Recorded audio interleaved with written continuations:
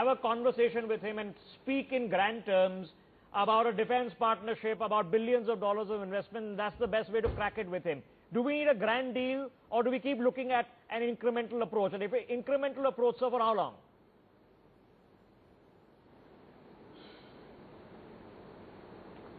Well, relationships and that especially relationships between major countries is a process, and it is incremental. And yes, there is a grand deal, and that grand deal is called India. Now, there cannot be India is one of the grandest deals that is going when the global economy is going sluggish. The countries are losing economic momentum, they are losing. India is one country which is bound to grow in the next 15, 20, 30 years. Yes. And what kind of a growth? We are talking of a 6 to 8% growth rate, and where huge opportunities opening up in every sector. And please do, I would like to underline the fact that there is no major divergence between strategic or security between India and the US. So when you talk of the grand deal and you talk of President Trump being a business person or was a business person, he does understand what India has to offer. All right. But it has to be a win-win. And he's done a bit of business. I think that America first that President Trump talks of, and make in India that... Okay, I'm sorry to interrupt you, sir. Just want to quick our viewers a quick note. That is Rex Tillerson, the Secretary of State, meeting with Narendra Modi, is calling upon him at the Villard Hotel. This is, of course, the preparatory call-ons. Teles, of course, was there a bit earlier, meeting with Narendra Modi, the Defense Secretary, and this is the last call-on, and we're expecting this to be the last event before the big White House dinner, expected at 1 a.m. our time. We'll, of course, be live throughout that. Master Vishnu Prakash, go ahead. Finish your thoughts, sir.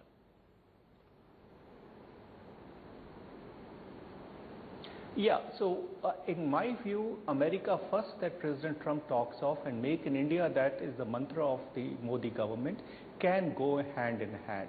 It will involve give and take, and which is quite possible. That's how business is done. Okay. And let me remind you that any agreement is a good agreement if both sides are unhappy. So if two sides are happy or one side is unhappy, an agreement. Okay, then something has gone wrong. But okay, but let's take it forward. When you say that the two will go hand in hand. There is convergence, Mr. Srinivasan, convergence. Let's take examples. What do we need? We need to stop becoming the back-end office of the world. We need to get the R&D back here in India. We need to make the unicorns here in India. These are all grand dreams. Smart cities, all grand dreams are difficult to walk the talk on because it requires a lot of the puzzle pieces to fall together simultaneously. How do we get the next Tesla to be born in India and not get Elon Musk to start investing here and build his batteries here, sir? How do we get that zone?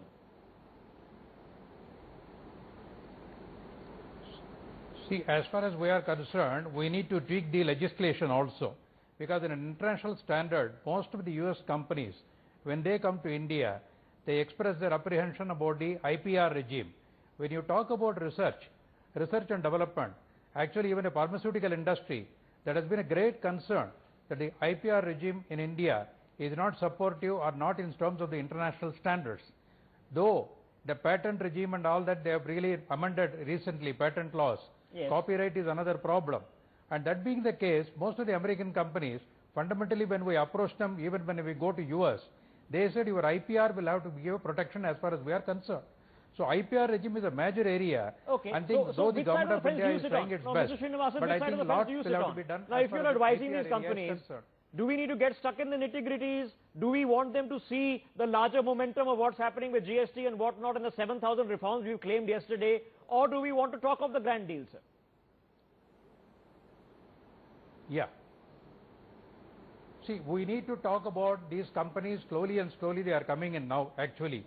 In terms of protectionism, what they do is, even in the research and development area, they are coming in step by step. In fact, I recently had a discussion with one of the American companies in Delhi, and they were saying that because of the IPR regime, we will give in stages as far as India is concerned.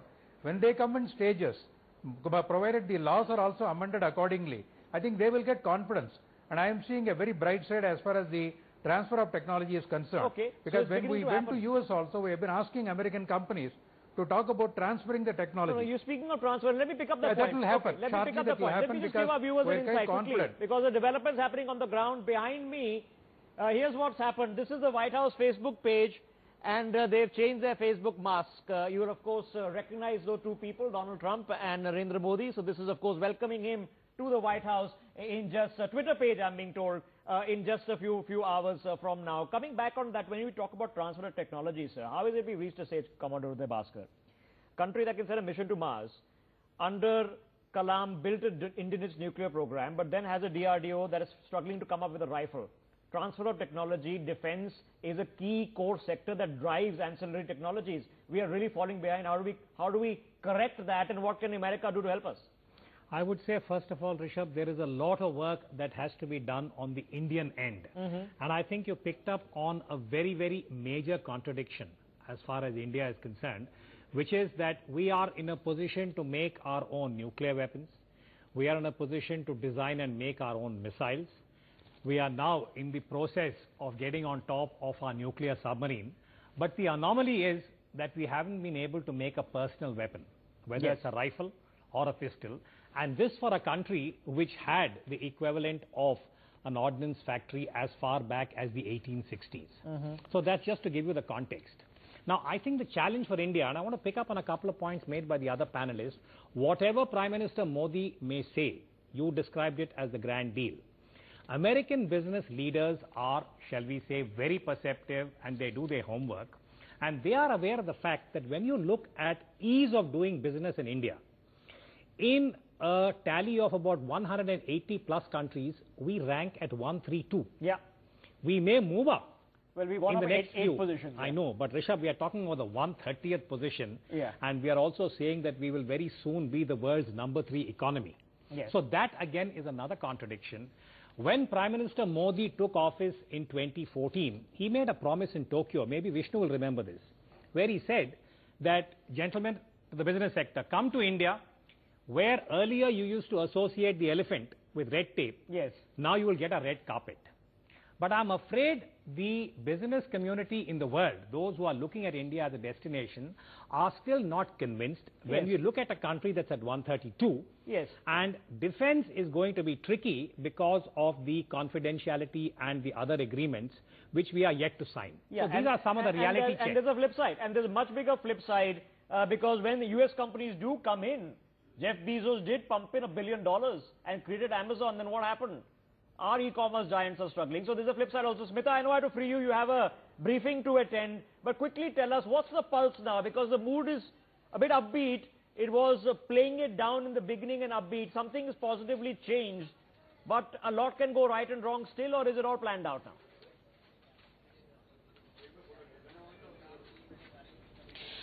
Well, of course, they will finally cross the bridge when they come to it, and till the last minute, of course, how Donald Trump and Narendra Modi started off is something that we'll only get to know when Mr. Modi's limousine, drives up. In fact, the first handshake will be at the South Lawn this afternoon here, DC time, and it will be, in fact, at the West Wing of the White House, where Mr. Donald Trump will come out and he will be receiving his guest along with the First Lady as well. But in 15 minutes from now is when we are expecting the External Affairs Ministry spokesperson Gopal Bagle to brief us about what really happened in those meetings, in those call-ons with Matteson and with Tillerson, and what really to expect in this build-up. But for India, look, while of course we build up these grand plans, we talk about hope, the panelists there are right in pointing out that one has to also take into account what transpires on the ground, the social fabric issues, these lynching issues of India clamping down on international NGOs or NGOs like Compassion International. These are issues that the Hill has been taking note of as well. Yeah, and when it comes to defense agreements, in the maritime surveillance drones, if we are talking about it, you still need a communication agreement, a geospatial agreement. These agreements also need to fall in place for these things to move at a certain desired pace. So I would say that it's good to be cautiously optimistic about the way things are going to move forward, but perhaps the positive point is that India-US relationship is on a much stable footing today than it was 10 years that's the back, good and news. it does enjoy bipartisan. That's the good news, and Smita has done a diplomatic coverage for a long time, so she's using the word cautiously optimistic, and we get that, Smita. I'll free you to go and attend the briefing because information will come out of that and what's been happening and what to expect. Smita, there in Washington, back with us in a few minutes from now.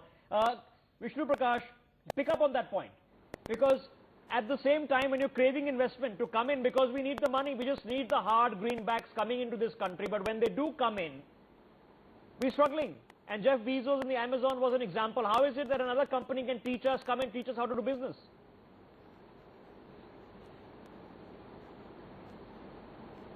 Well, nobody is saying that we don't have issues. There are structural issues. There are constraints. The question really is that are the constraints less than they were earlier? The answer is an overwhelming yes. Question is, should we quicken the pace? The answer is an overwhelming yes. Can we indeed quicken the pace? I'm afraid it has to be incremental. India is a very big country. There are contradictions. We have to take people along. We have a lot of poverty. There are lots of social issues. And when we were talking of IPR, let me just mention here that when I was posted in the US some 30 years ago, there was a talk of IPR issues. Now, we cannot meet all the expectations of developed countries because their needs and expectations are different. The pharma sector is an example. We have moved on the IPR issue, but it has to be incremental. Yes, it's all incremental because we have to let our industry adapt to different IPR also. Aina Tangent joining us from Beijing as we speak. I need to slip into a very short break. The visuals on your screen have happened a few moments ago.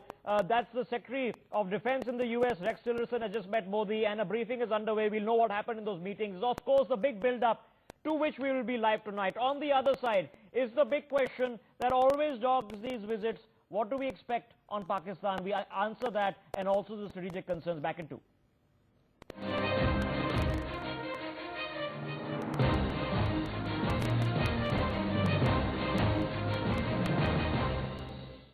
I am a psychiatrist. Many people who are addicted to drugs and alcohol and are wasting their lives are referred to me. I counsel them to generate enough willpower and get rid of such addictions. Parents should spend quality time with their children. Teachers should also teach the students to face the challenges of life. Addiction destroys life. Come, let us build an addiction-free society.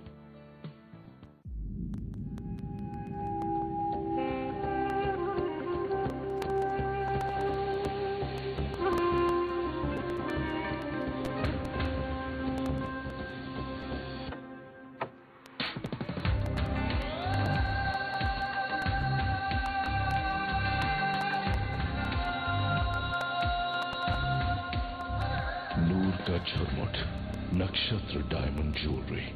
Wear your divine luck. ये 3 रंग सिर्फ रंग नहीं, एक पहचान है जो हमें एक सूत्र में बांधते हैं। ये गीत सिर्फ गीत नहीं, एक जज्बा है जो हम सबको एक सूत्र में बांधता है। जीएसटी, ये टैक्स सिर्फ टैक्स नहीं, एक पहल है देश के बाजार को एक सूत्र में बांधने। जीएसटी, एक राष्ट्र, एक टैक्स, एक मार्केट। माधुरी दीक्षित से डांस सीखने की तमन्ना रखने वालों की तमन्ना आज होती है पूरी। आज से माधुरी दीक्षित से डांस सीखना हकीकत है, जब चाहे कोई भी समय अपने ही घर में। आपके डांस सीखने का सपना मैं करूंगी पूरा। वीडियोकॉन D2H के D2H नचले डांस विद माधुरी के साथ। माधुरी के साथ डांस सीखने के लिए D2H नचले सब्सक्राइब करें। एक्टिवेट करने के लिए अपने रजिस्टर्ड टेलीफोन नंबर से मिस्ड कॉल दीजिए और आप भी घर बैठे डांसर बन सकते हैं।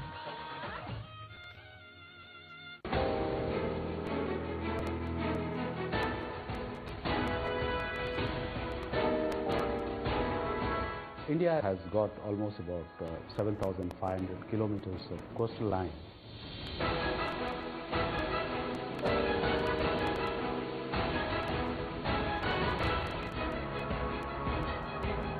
We've seen a lot of developments of ports. How does it help India. So you give them the flexibility, you give them the ability to reduce their inland cost.